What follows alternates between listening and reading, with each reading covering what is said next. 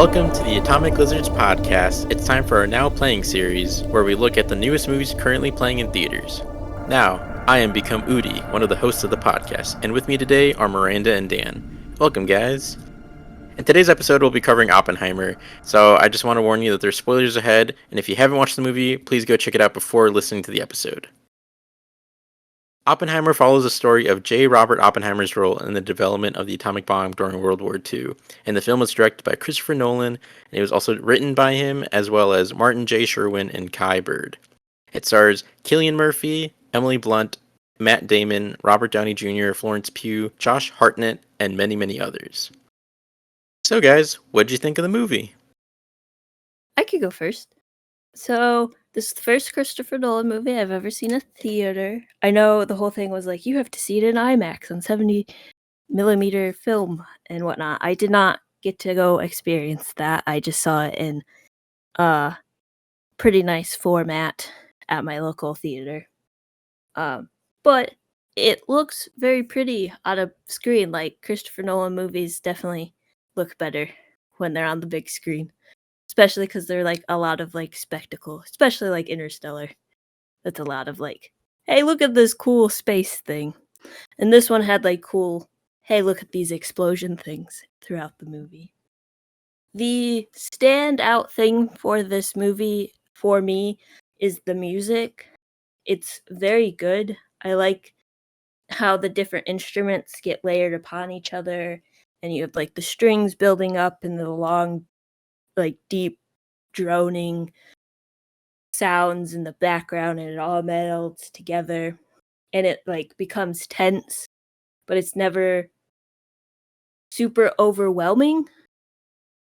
It's really balanced, and I like the elements of, like, the clickiness and the Geiger counter sounds and throughout the score, and it makes, like, this low ominous, like, sound, which is, like, an ominous feeling. So I really, really liked the sound design and the score for this. I think Ludwig Göransson, I think that's how you say his name, did a fantastic job. He did music for the show Community, and he does the music for the Mandalorian show. I think this movie is very well made. I think the actors did a very good job at portraying these characters. I knew nothing about this movie going in, so I did not know it was basically a biopic about Oppenheimer. So it's a bit confusing, but it's not confusing like I don't understand confusing. It's just like I don't know what's going on because I don't know the history. So definitely like look into Oppenheimer as a person before seeing this movie. I think it would be beneficial. And then the scene where they're building the atomic bomb for the Trinity test, and then it like goes off. And then they eventually use the bombs and drop them on Japan. The first thought, not one of the thoughts, not the first thought, but one of the thoughts that came into my mind was the scene in Godzilla 1954 of the mother and her two children cowering in a corner as Godzilla comes to like atomic breath them. This movie adds context to that movie, because now I know a bit more of the history of like Oppenheimer and the atomic bomb, and because we do Godzilla episodes, and since Godzilla is a direct like movie coming out of right after the war and response from Japan about the nuclear bombs, that came into my mind. But in general, it's a well-made movie. It's well done, and there are definitely some really cool practical explosions, and like when the explosions go off, there is like the bright light and then a delay in sound because that's how it works in real life. And I like that that was something they used to elevate the scenes. So those are my general thoughts. I did just want to add that Ludwig Göransson also did the scores for, I believe, both Black Panther movies. So another fun fact. Oh, that's cool. But yeah, I like it. I like it. Dan, what are your first impressions of the movie? So it's interesting because I did see Oppenheimer. I have seen it twice so far, and the first time I saw it, I did like it. I thought, I mean, you just can't go wrong with Christopher Nolan directing. Like, whenever Christopher Nolan is directing a new movie, you know it's going to be, at least from a visual standpoint, it's going to be great. So obviously, the way Nolan put this movie together is fantastic. I think the writing is really good. There are some very well made scenes in there. Like Miranda mentioned the Trinity test. That, in my opinion, is by far one of the best scenes in the movie. You got the characters. The characters are good, but when I saw it the first time, I actually got kind of bored at times. Not gonna lie, I got a little bored, and this is a 3 hour long movie. So I was definitely feeling the length near the end of it. So I did enjoy it, but I did have those slight issues with it. But when I went to go see it the second time, I enjoyed it considerably more. Like, I had a much better time watching it the second time than I did the first, mainly because I knew that it was going to be, I knew how long it was and what it felt like to sit through it the first time, and going in the second time knowing that, like, I was able to enjoy it a lot more. And I don't know, it was weird. I didn't really feel the length as much the second time as I did the first. But yeah, no, Oppenheimer is a fantastic movie. The acting is really, really good. I don't think I already mentioned the acting, but yeah, no, the acting is fantastic. Like, Cillian Murphy does great in the main role. Robert Downey Jr. does great in the supporting role.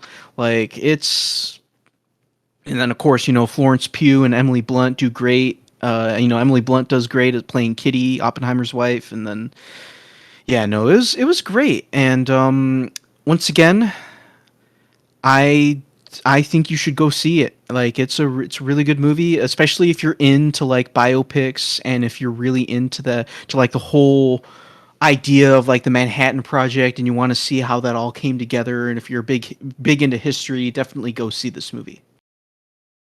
Big agree on a lot of your points there. I'll keep my first impressions short as always. Christopher Nolan, one of my absolute favorite directors of all time.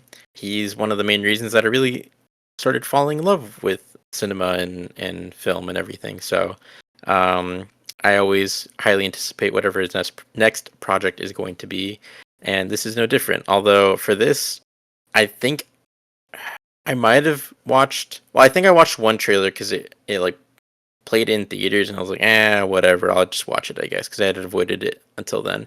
But after that, after like the second and third and whatever, however many trailers started coming out, I just ignored all of it. I didn't want to know.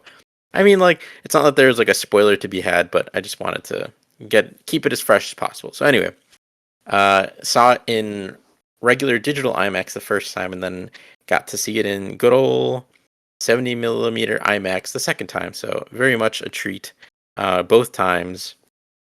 And yeah, like the others have said, I think the performances are fantastic. The cinematography is phenomenal.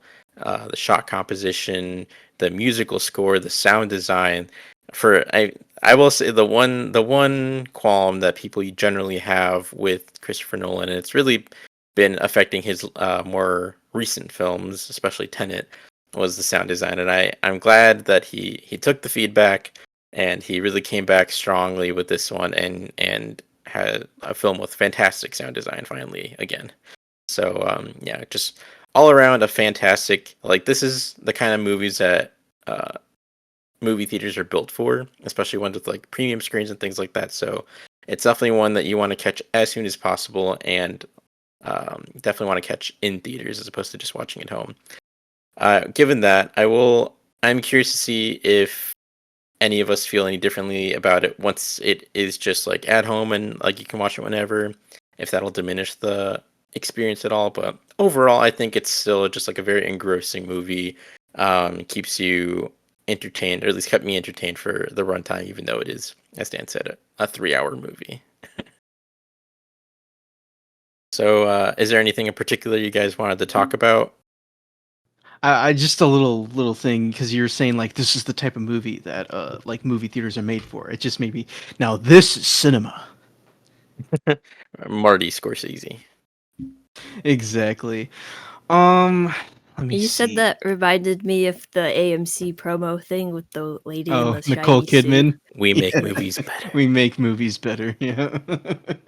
Hey, a big Okay. screen and an experience in a theater will help elevate a movie. Oh yeah, for sure. For That's sure. how they should be watched.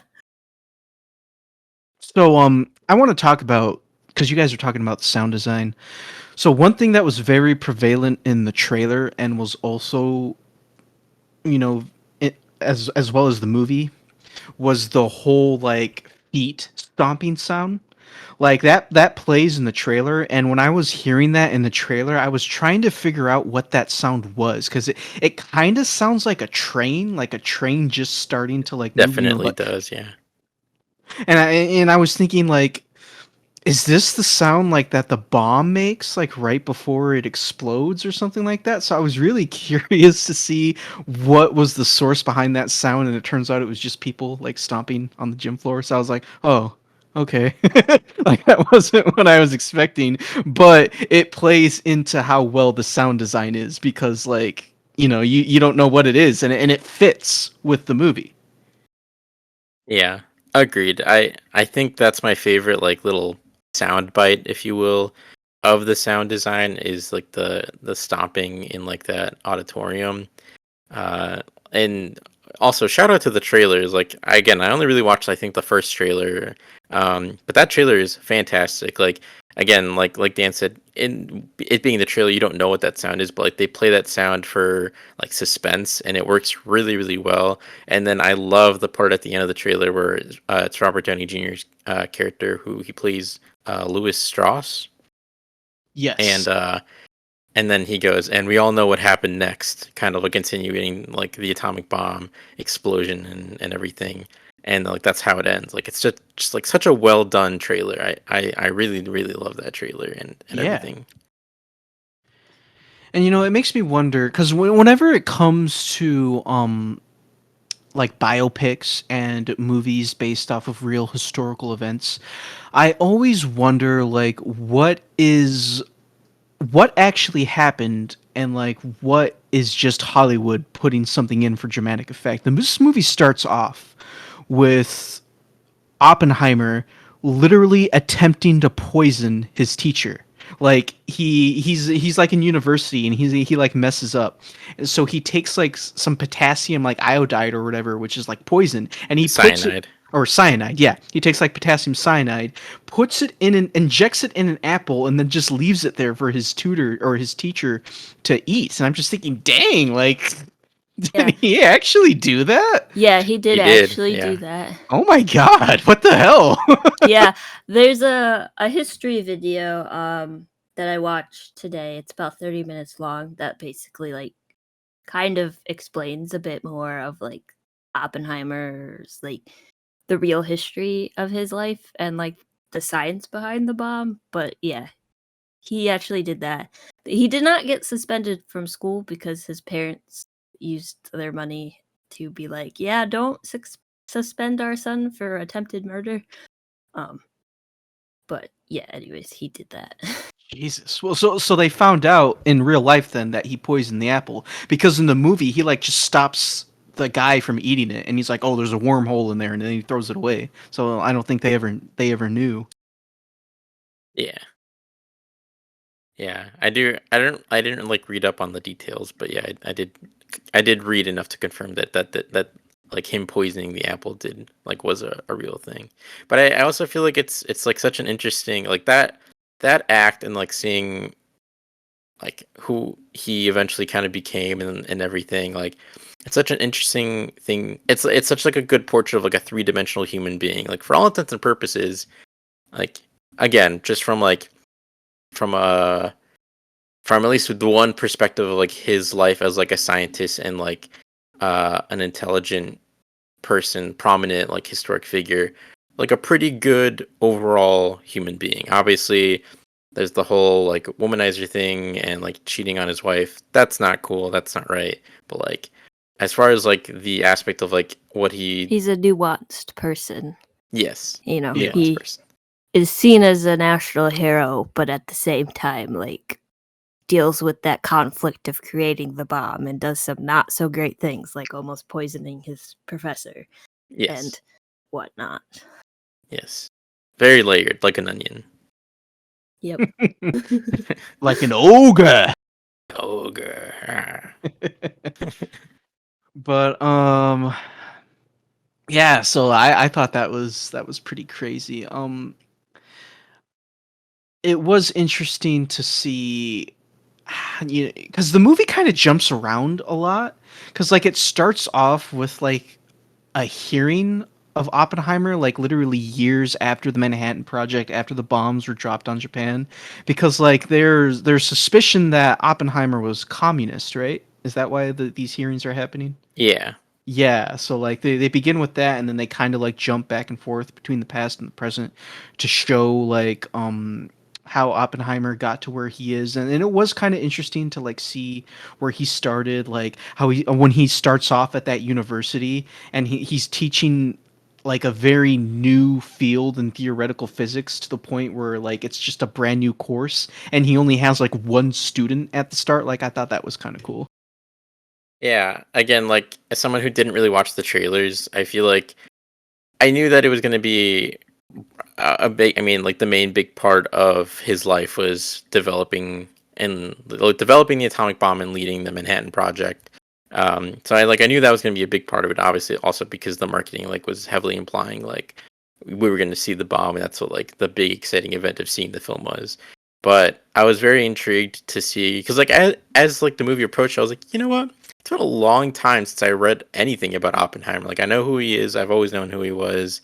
But like it's been a long time since I really read anything about him. So like I don't really know anything about him prior to that point in his life or really after. And so that part like really hooked me and it was like I don't really know where this is going or like what this is about. So I'm intrigued.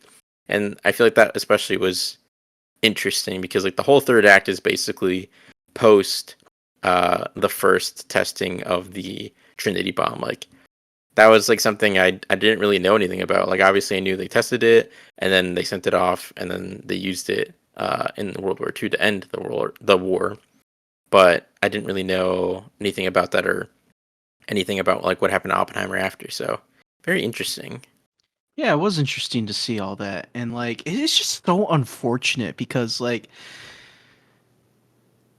Oppenheimer, I just feel was always going to be accused of being a communist because his brother was a communist. He had like very like Oppenheimer himself had like very like more liberal views, and that rubbed some of the people higher up in our government the wrong way.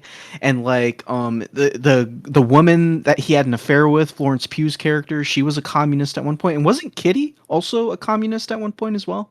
Yeah. Yeah, so it's just unfortunate, and then that trial was just like because they hired that one lawyer, and he's like, this is going to be a very unfair case because this is a cabinet full of people that already like have an outcome in mind, and so it just kind of sucked for Oppenheimer to see him in that situation because he was just in a lose-lose situation there.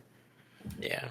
When you say trial, do you mean the part where Robert Downey Jr. is talking to like the people in the black and white scenes, or are you talking about Oppenheimer and all the people who are giving him like talking about everything he's done when they're trying to renew or deny his security clearance? Yeah, I'm talking about the security clearance. I guess it's not Okay. really a trial; it's more of like a hearing or whatever. But yeah. Yeah, okay. I just wanted clarification. Yeah, Yeah. yeah, and yeah, that whole entire like situation was just Oppenheimer was never gonna win that. Yeah. The black and white hearings with Robert Downey Jr. are about like confirming his character Louis Strauss as like a cabinet member for the president. Dude, that was so just that entire concept of that scene is funny because like the whole idea behind it is that Strauss got pissed that Oppenheimer showed him up one time in court. So like no, so I just thought that was a little funny. It's just so petty, but It unfortunately, that's just how is, people are. yeah, exactly.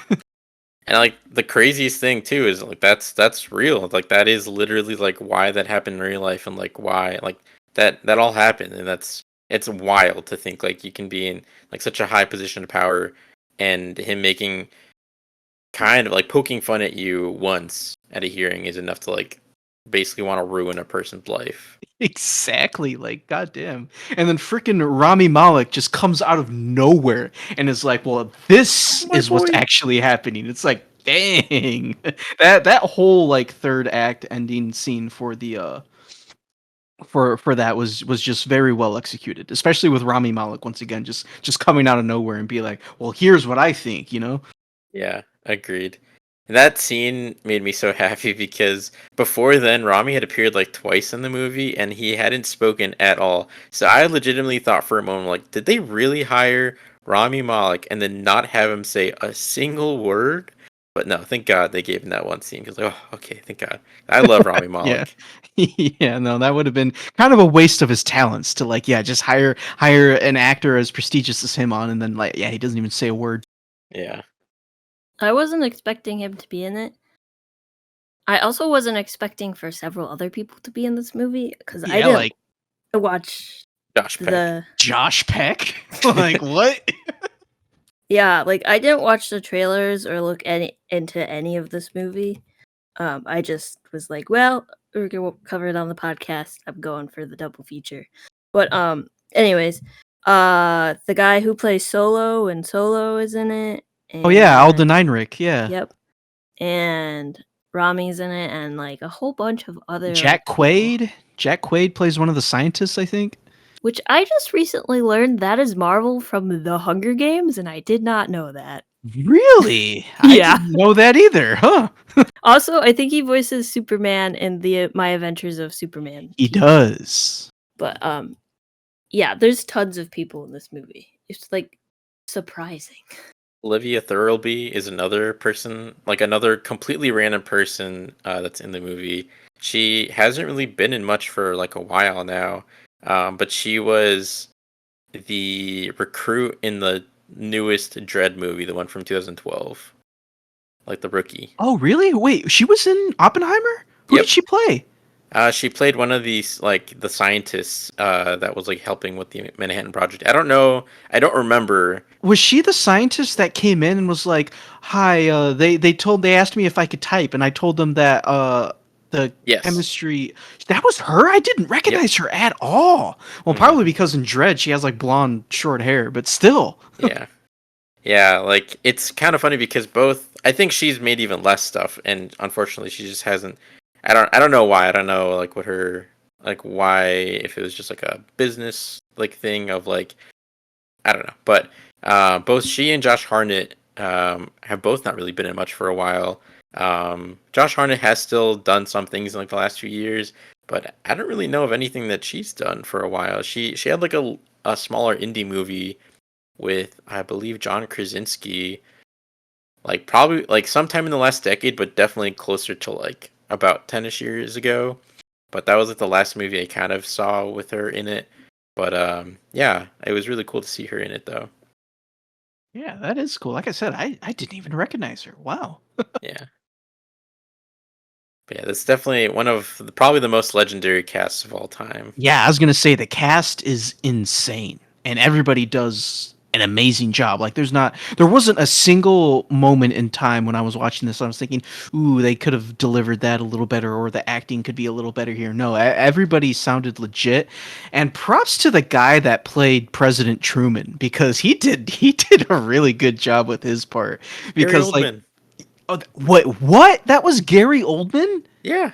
No As in way! Sirius Black? No way Yes. that was Gary. What? What's his Commissioner name in Gordon. Batman? Commissioner Gordon? Yeah. Yeah. Dude, completely unrecognizable. That's insane. Anyway, Gary Oldman That is did insane. fantastic as President Truman because you got like the whole idea because Oppenheimer during that scene he's feeling a little guilty, like about the bomb dropping and people dying and then like here's Truman like uh Japan doesn't care about you. They care about me because I was the one that ordered the bomb to be dropped. And then like as like Oppenheimer is leaving Truman's office, you just hear him say, "Yeah, don't invite that crybaby back in here, please." It's like Jesus, man. Holy Yeah. crap. That scene was goddamn. Both that scene and the scene where they're trying to decide on the places to drop the bomb Oh my are god. with that one guy who's like, "Oh, we shouldn't drop it there because I had a really great time there Yeah, with my let's wife for not our drop it in honeymoon." Kyoto because yeah, me and my wife honeymoon there. Like that's so effed up. That's so messed up. It really is, because he's like, yeah, for the cultural relevance. Be like, I'm pretty sure the other two places have cultural relevance too. It was just kind of a, I don't know, shocking scene. The fact that he would be like, oh no, not this place because I like it. Yeah, no, you're right. It's just because this is based off of stuff that actually happened. Just the whole idea Kyoto was spared because that guy honeymooned there with his wife. It's like Jesus. It's just so like dehumanizing. Like It really is. it's only because he had a personal experience here that he cares, but it's not even about like the people that live there or anything that he even cared or like gave a crap.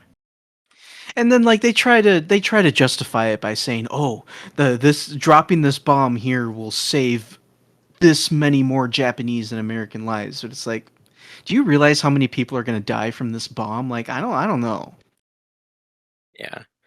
I mean, like that. I think that's ultimately like I think the most powerful scene in the movie, and the one that like genuinely brought tears to my eyes because it's so sickening to me, is the scene where post the bombings and Oppenheimer is like going to that one crowd where they're like doing the soundbite for Oh, like the dude, stomping, that scene and is excellently executed. Oh my god.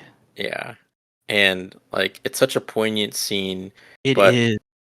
it's like just seeing their fanaticism and like happiness and joy that like 200,000 people died. Like I just like I can't fathom cheering about that. Like yeah, sure the war like the war died and everything else, but like I can't imagine feeling that much elation that like I don't know. It's so hard to comprehend.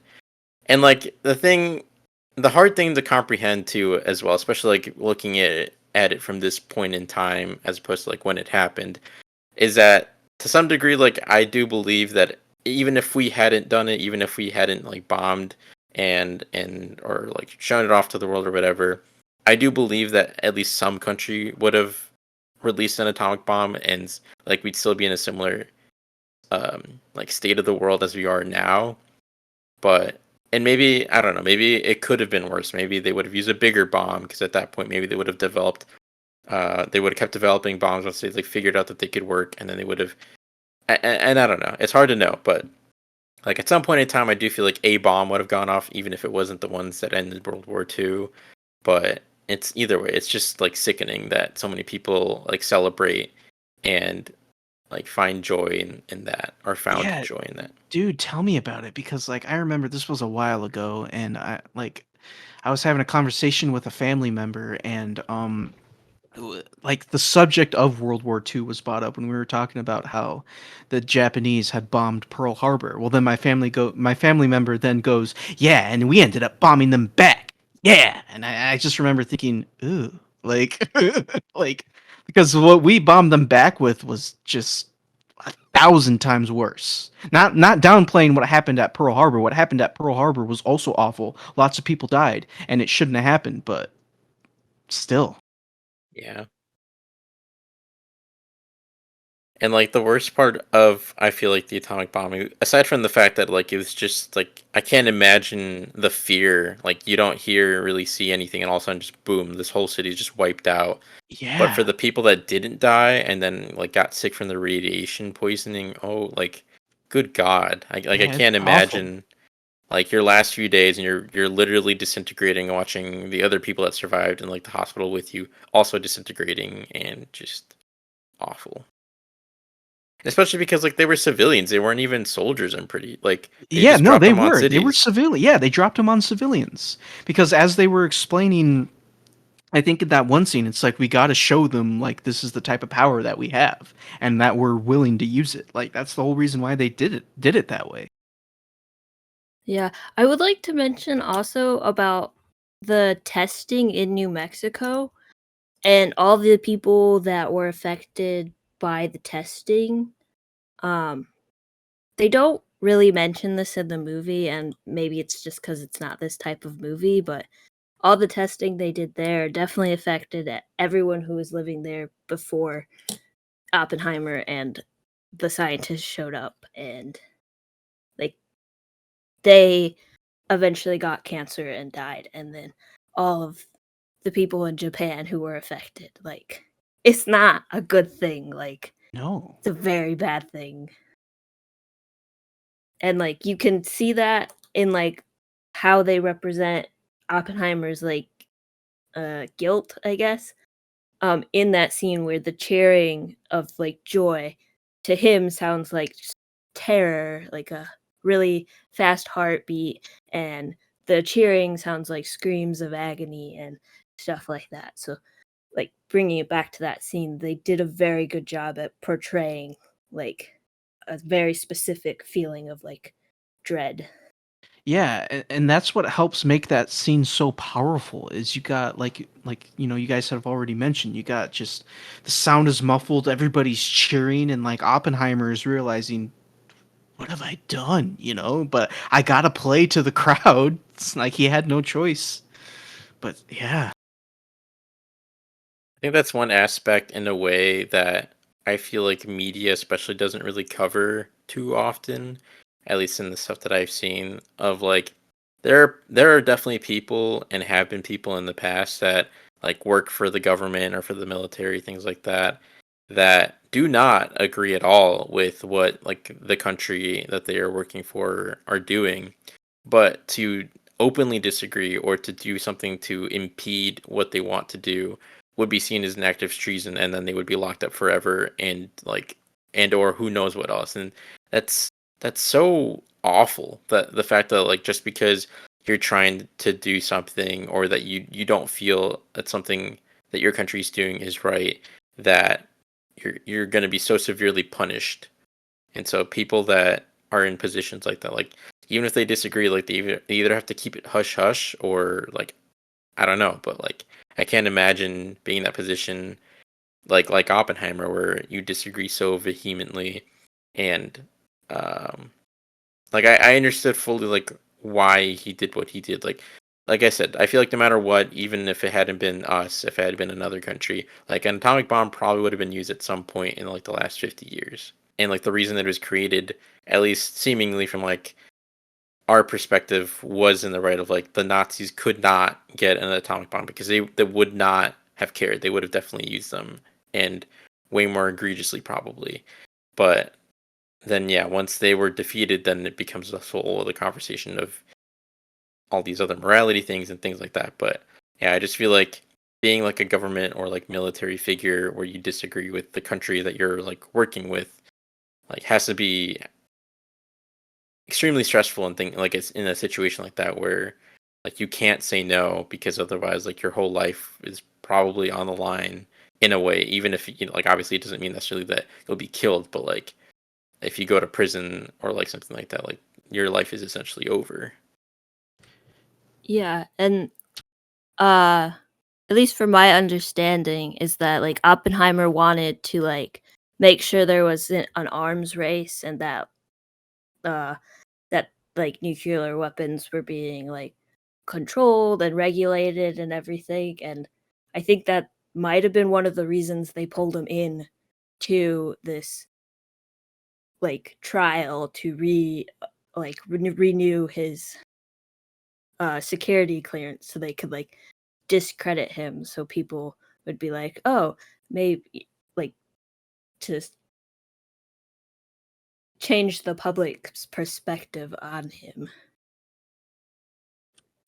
Yeah, and some of the themes you guys were bringing up earlier, like it's interesting because Yeah, the entire reason why the Manhattan Project was put together and why the atomic bomb and why America was in such a rush to make an atomic bomb was because, yeah, you don't want the Nazis to have this weapon.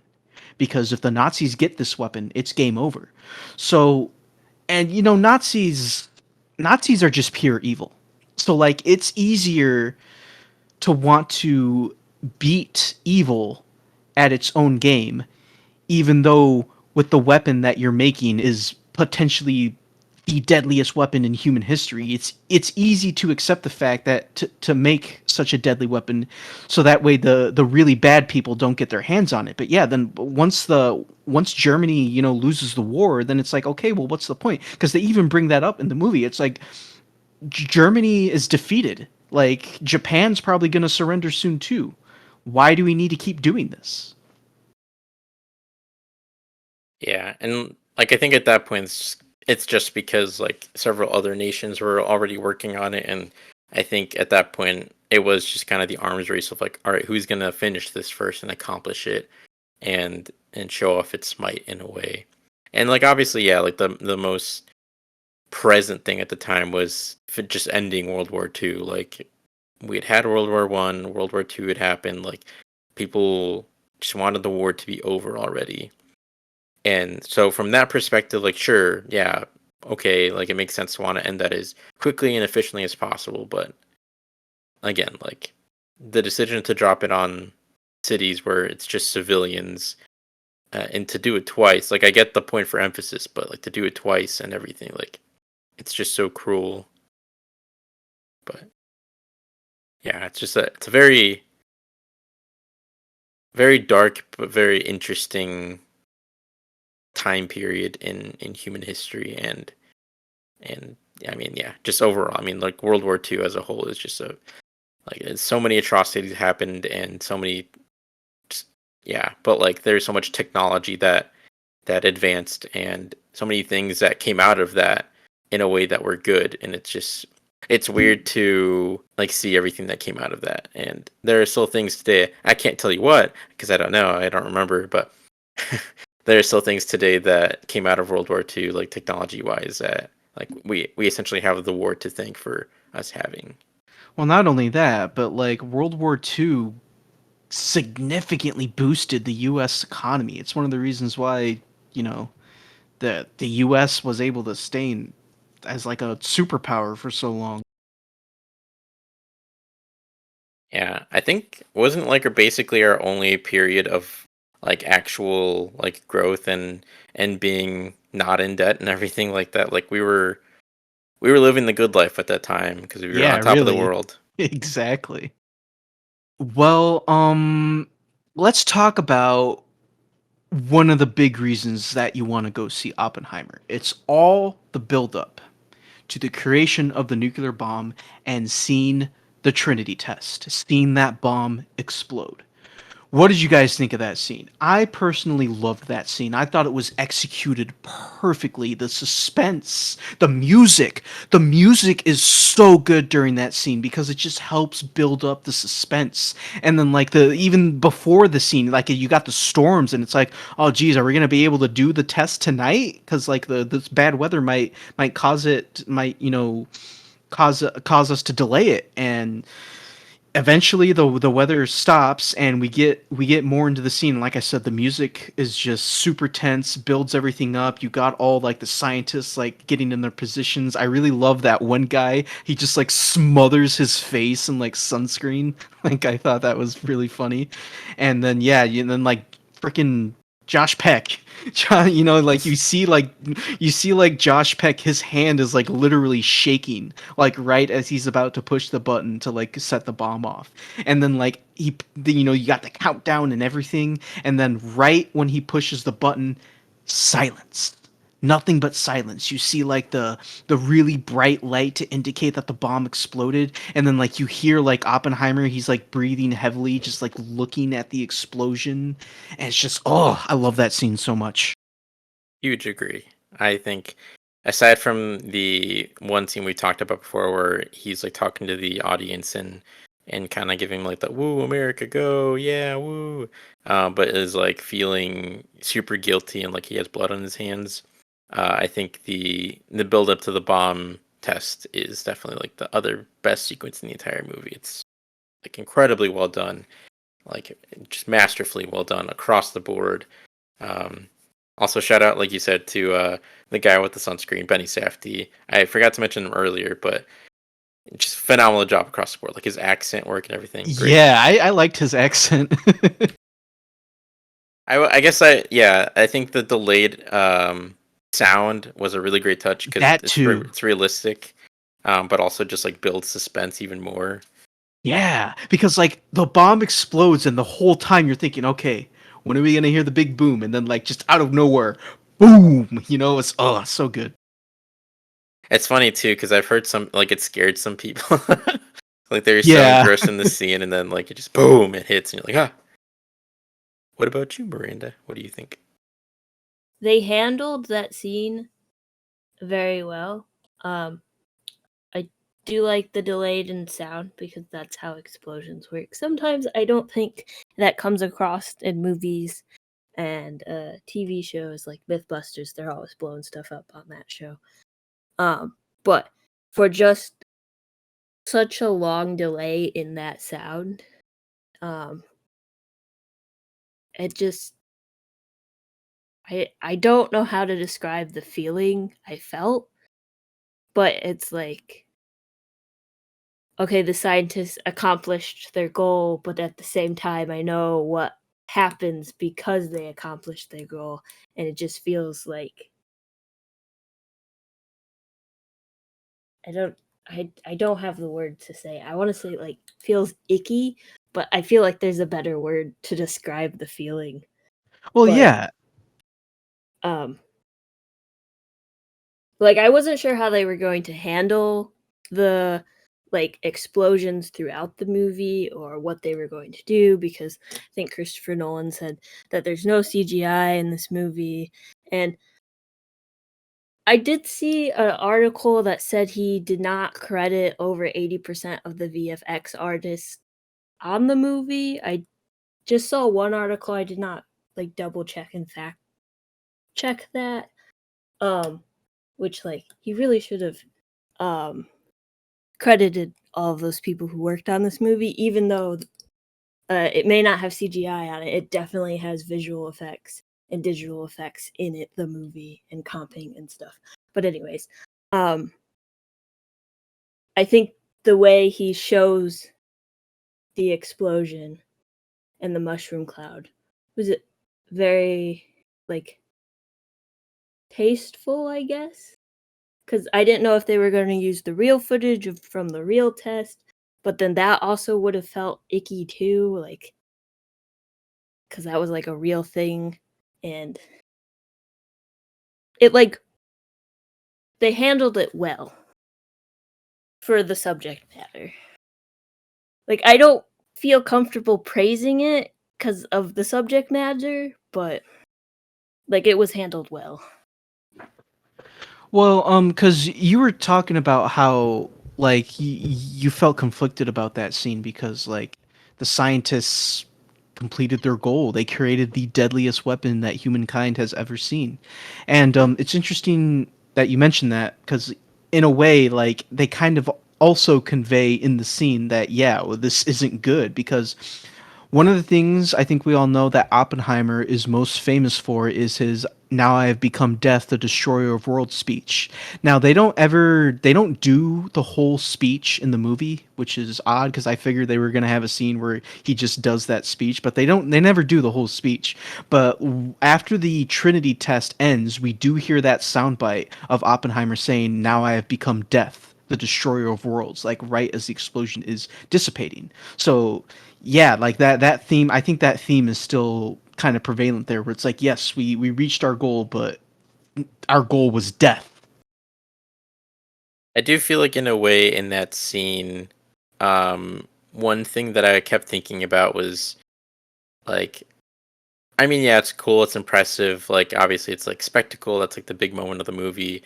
But I couldn't help but feel like sadness in a way because it's like there's so many times I feel like in human history where someone has achieved something beautiful, something like wonderful, something that like should be marveled at. Like, wow, I can't believe we did this. Like it's crazy. Like, great job, everyone. Like, we did this. We invented this or whatever. Like, we came from people that like basically like I don't know. We had like used sticks and rocks and mud, and like that's all we had, and blah blah blah. Like we came from nothing, and we made this crazy technological thing happen. Like that's insane. That's awesome.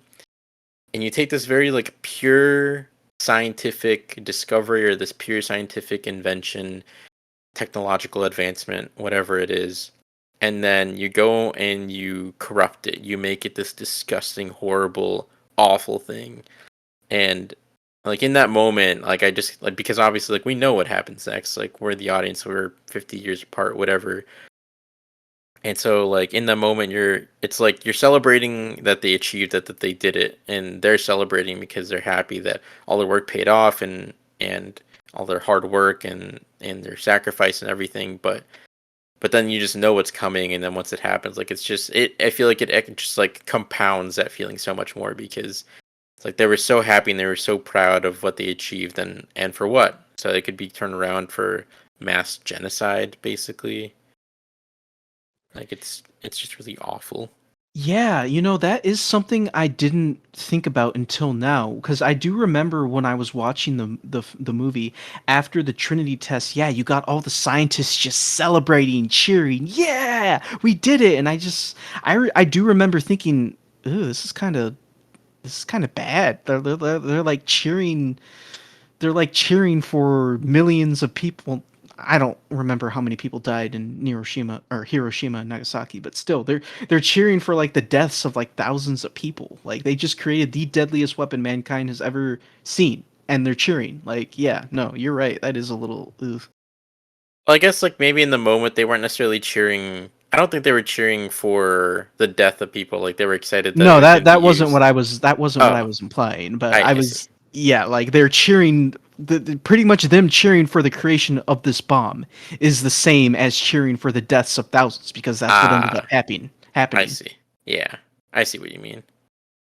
I guess yeah, it was just maybe more of just like a short-sighted thing of like, wow, we did it. We like accomplished our goal. That's crazy. It's so cool.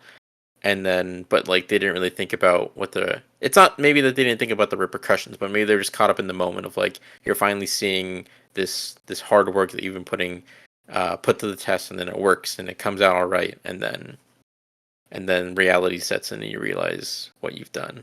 Yeah, because like you were saying, they it was. I'm sure it was amazing to see probably years of work come to fruition, but in the end, you're cheering for an atomic bomb, and Yeah. that doesn't look good. Yeah. Yeah, like I said, it's just very sad how so Yeah. often, and I feel like even now, even like it's happening like today, like with AI, like there's so many cool applications for like things that could be like amazing if we could trust people to use AI smartly and to not abuse it or to make it do things that it shouldn't and things like that. But now that Pandora's box is open, AI is just like this whole brand new thing that I don't know, hopefully it works out, but like it's just exploding everywhere, and it's just like it's basically kind of like a similar thing of there's this great like novel thing that's been created and could be an amazing thing, but it's very quickly and swiftly being corrupted and abused and used in incorrect ways or ways that it shouldn't be at least. But so bringing it back to the movie overall, did you guys have any favorite specific like shots of the movie that you wanted to point out, or any other finer details or notes that you guys had? I did kind of enjoy the small little scenes where like Oppenheimer was talking about like stars and space, and they would cut to those quick little scenes of like space and whatnot. I did Yeah, enjoy those. Those were kind of cool. yeah, I agree. I think one of my favorite shots. I liked several of the shots, like you said, that were more like abstract shots, like at the beginning of the movie, especially. But one of my favorite shots in the movie is like the one where he's talking to someone about like black holes, and it's just that shot of space where all of a sudden there's just like a dark spot that's like absorbing all the stars. I think Not only like kind of like a weirdly scary shot, but just like a very cool shot. What about you, Miranda? Yeah, those like quick little like flashing like explosions or like twinkly spacey ones or like the representation of like atoms. Those were like cool to see because it's like I think one that stands out is like wood being exploded. Is like that's real thing that's not simulated. Like you can kind of tell like they have a realness to them. There's like I want there's like a bluish one with like specks or something. I would like to know what they did to create that stuff. Like did they have like a micro camera and like I think there's cameras with like really long lenses that get really close up to like flowers or bugs or really small things. Like I would just love to know how they filmed those. At least from my understanding, for Interstellar, they use like real science to inform how space looked and how um like black holes looked. So I wonder if they used any like real science to inform how like their interpretations of you know the little insert shots or whether or not that was just all like uh something they like did during the design process. Yeah, I'm not sure, but I'm also curious to see how like some of those shots were achieved because I know overall that this film had like a pretty low budget for the scope of the movie and like the effects that were done, the sets, and like the cast. So I would be very curious to see how they approached making those shots as well. But anywho, did you guys have any closing thoughts before we start to wrap up? So I haven't really seen because like Cillian Murphy, obviously he was in Batman Begins because he plays the Scarecrow, and he's very well known for Peaky Blinders on Netflix. I haven't seen too many things that he's been in, but I will. So like this is coming from somebody who probably hasn't seen enough of what he's been in, but I would say yeah, this is definitely like his best performance that I've seen so far. Yeah, that's valid. Yeah, I feel like he's one of those people that has been like in a number of different things, but he's always just been more of like a supporting actor for the most part. At least from like my recollection, because I feel like most of the work that I have seen him in has been like Nolan work. But obviously, like I know he's in Peaky Blinders, and he has a big role in that. And then he was in 28 Days Later, I believe. Oh And yeah, he he was like was the in that. Yeah. yeah. I do Oh, really like him as Scarecrow. yeah, he was really good at Scarecrow. I think he's also in a movie called Sunshine about the sun exploding or something. I think Chris Oh, Evans in it too. oh, Uh, so that one's interesting if you're looking for space movies. But do like me a good space movie. I liked I did like his Oppenheimer voice. I thought he had a good I don't know, there's just a certain like canter to his voice that I liked. Agreed. I think he did a really good job with the voice. And also just like shout out to the makeup department because one thing that I feel like movies often and I don't blame them, it's not easy to do, but they don't really age people that well. But I feel like they aged all the actors really well in this movie. Oh, I agree. Yeah. Like obviously Killian Murphy doesn't really look like a college aged child at the beginning of the movie, but he still looks like pretty young, especially comparatively, because he's at least like in his 40s nowadays. But he looks still pretty comparatively like young at the beginning of the movie. But like by the end, my gosh, like he looks like a legitimately elderly person, and they did a really great job with Emily Blunt and like basically everyone. They did a really great job with like aging them over time. The only one that didn't, I feel like, work that well was Benny Safdie's character. The guy who kept wanting to Oh, build the yeah. hydrogen bomb. At the end, he just looked red and puffier. He did, yeah. I also But like the whole. I didn't mean to interrupt you. I no, just no, want you're to say real good. quick. I also like the whole joke because like when what's his name, Benny Raffi? Benny Safdie. Oh, Benny Safdie. Okay, so when Benny Safdie like showed up during the security clearance hearing or whatever, like Kitty says, I would have spit in his face or whatever. So I do like that joke at the very end where like he goes to say hi to Kitty and it looks like she's like, getting ready to spit. Like that was kind of funny. Yeah. I guess I took that more as like her just not like, giving him the satisfaction of like shaking his hand, but either way, I really liked Kitty, and Nolan has a history of not making like super great or well developed or fleshed out woman characters in his movies, but I feel like Kitty, even though she didn't have like a ton of screen time, I think she did a Emily Blunt did a really great job with all of her parts, especially the scene in the hearing room. Yeah, and like I don't know, one of the things that sticks out to me from Emily Blunt's performance is that part where Oppenheimer comes home and like the baby is like constantly crying. He's like, "Are you gonna go to him?" And she's like, "I've been going to him all day." And then she like just gets up and leaves. I was thinking, "Ooh, geez, like that's not a good environment for a baby to grow up in." Yeah. I mean, like, yeah, it's not, but at the same time, like, especially like, from a modern lens, it's like, yeah, I mean, it makes sense. It's fair. Like, like I understand he's working, but also like, he's also the father, so he should also be there and put in his part. Like, obviously, it's hard to like. He's a very prominent figure, and he was a genius mind, and he had to do a lot for the world, but also like, he decided to have a child, so he should participate in raising the child too. Did Yeah. he decide to have a child though?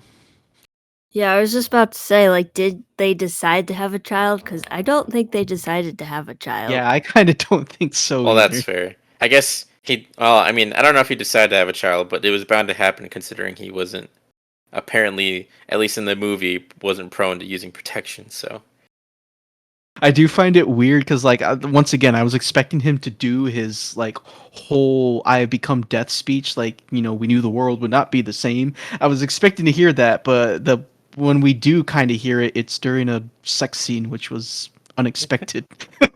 I was like, yeah, "Oh, this is not where I was expecting to hear the famous Oppenheimer speech." yeah. I'm not gonna lie. Like the first time that we were in theaters for that, I almost laughed. I was like, "What? This is the Exactly. first time we're hearing Yeah. this? What?" What the hell?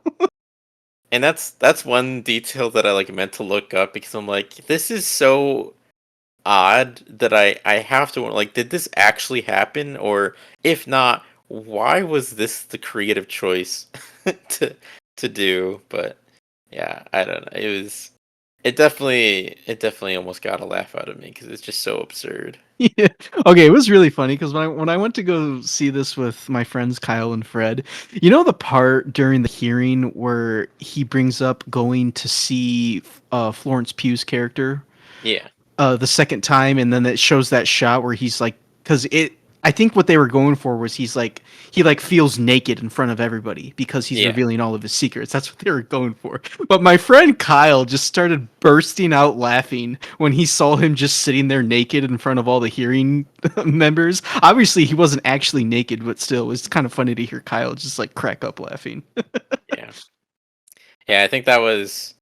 I mean, yeah, it that's just like an odd. Like I can't imagine shooting that scene on that day. Like that had to have been odd, but Well, I doubt um he was actually naked. He's probably just shirtless.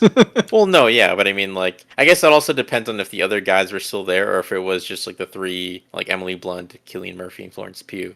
Yeah. But either way, I don't know. But like, yeah, in the context of the scene, yeah, I think it was a really good visualization of he felt naked and vulnerable, like extra vulnerable, like during that moment in that room.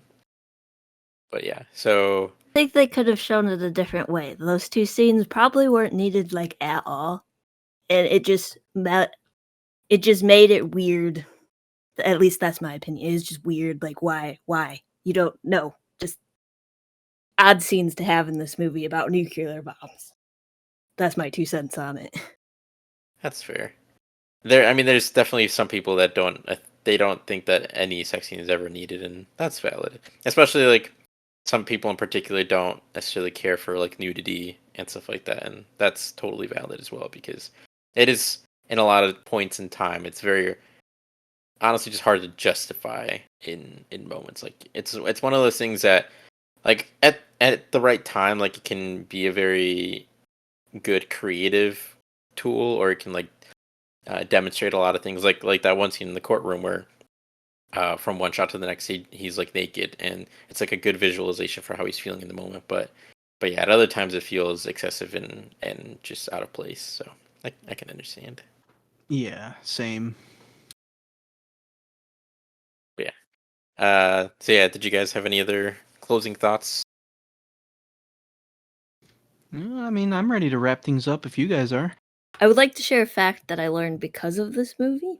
Okay. So apparently there was a sci-fi magazine that a bunch of scientists like subscribed to.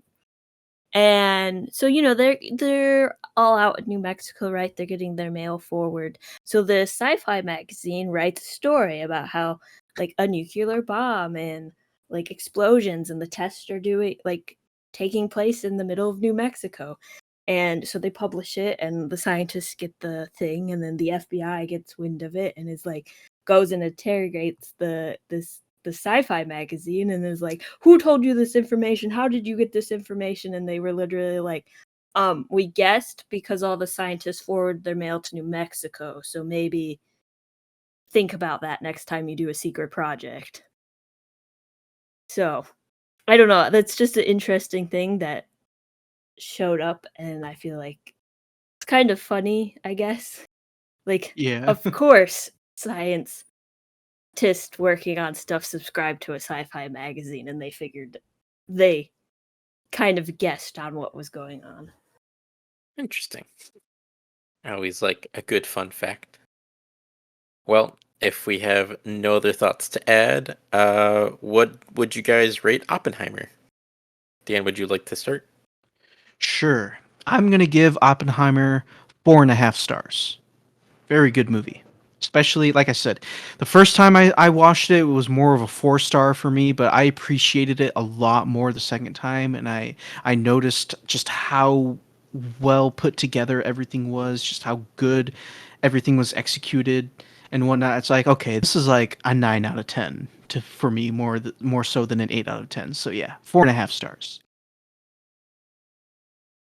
Very nice. I love when people enjoy movies more the second or third viewings. I love people loving movies. So, Miranda, what is your score for Oppenheimer? My score for Oppenheimer is somewhere between a 2.5 and a 3. Oh, Uh, yeah. It's not that I didn't appreciate the movie or the filmmaking in it, but this is not the type of movie I go to. I don't really vibe with war movies. There's scenes in it that I just don't like that make me feel uncomfortable. Um, some of those uncomfortable scenes are on purpose because of the topic, like the Trinity test, and like the cheering scene that we talked about. Um, like it's well made. I love the score. I listened to it a whole bunch, like this whole week because it's just really well done. It reminds me of like Arrival, and there's another space movie. But I hold on. Ad Astra, The Martian, Oh, The Martian. Interstellar. It's The Martian. It like reminds me of The Martian, and a bit of it is that I was expecting science and not a personal drama. So I guess I'll give it a 3. Just for the appreciation of the filmmaking and the story being told and everything. It's just not in my wheelhouse of movies that I like watching. I mean, that's understandable, and like not everybody's gonna be into everything, so Yeah, and everybody has their preferences. yeah, and like you said, I think going into it expecting it to be like more of like a science based, like explaining how it was made, as opposed to it being like a personal drama. Like I could see how that would and like sitting there and watching it, I could see how that would um make you feel differently about it. So that's fair. Yeah, I definitely had to readjust how I was perceiving the movie like right away because I realized what I was expecting was not what's going to happen. Because I was thinking like Interstellar, other Christopher Nolan movies are kind of like that one's very spacey, very sciencey, so that's what I was expecting. So some of that of the score is my own expectations of being slightly like not disappointed, but in that like thing. And I've only seen it once, so I'm sure if I rewatch it, might have a different opinion. I like watching movies 3 times. One for the experience, one for the story, and one to fully form your opinion. A true movie watcher. um okay, yeah, like I said, Yeah. that's totally fair and that's understandable. For me personally, I'm also a 4.5 person. Again, I mean, going into a bias, like I said, I'm a big Christopher Nolan fan, and I mean the cast is crazy, and just super incredibly well made, top to bottom. Probably one of Nolan's best films, and a very important film. So 4.5. So then our grand total is it's 4. All So right. the Atomic Lizard's rating is officially a 4 for Oppenheimer. Which is also very fitting for our movie, like for this movie and what we've said about it. Agreed. And we mentioned it a little bit in our Barbie review, but this movie does pair nicely with Barbie. Be part of the trend. Do the Barbenheimer Do it. double feature, whether it be at home or at the theaters. It's fun.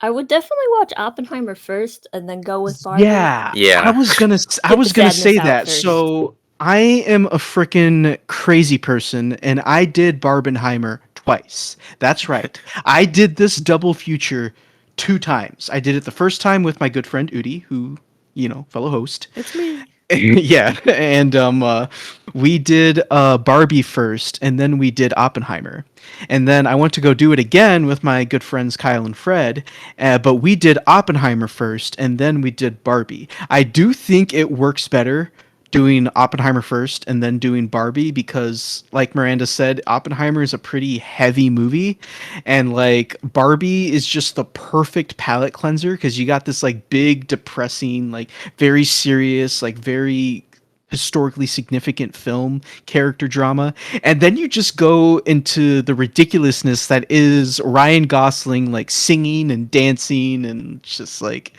it's great. It's I like if you're gonna do Barbenheimer, I highly recommend doing Oppenheimer first and then doing Barbie. Yeah. Not to say Barbie isn't like emotional or um anything like that. There's Yeah, still like emotional beats, but it is a lot less heavy of a film. There's more yeah. comedy in it. There's a lot more Kind of silly joke around moments. with it. Yeah, there's a lot more silly moments in Barbie than there is in Oppenheimer. That's for sure. As someone who has only exclusively watched these two movies in the order of Barbie and Oppenheimer, even I think that Oppenheimer is the better first movie to watch, and then finishing off with Barbie is like a very nice, easygoing palate cleanser. I think it's definitely just the way to go. Am I speaking from experience? No, but I just feel like it's a more enjoyable viewing experience. Plus, I feel like getting the longer movie out of the way first is also nice, and then go get a snack, go walk around, or if you went to like a really early screening, go do that, go back home, chill out, do whatever, and then go back to the theater later that night to go watch Barbie and just have a nice, short, fun, enjoyable movie, and then call it a day.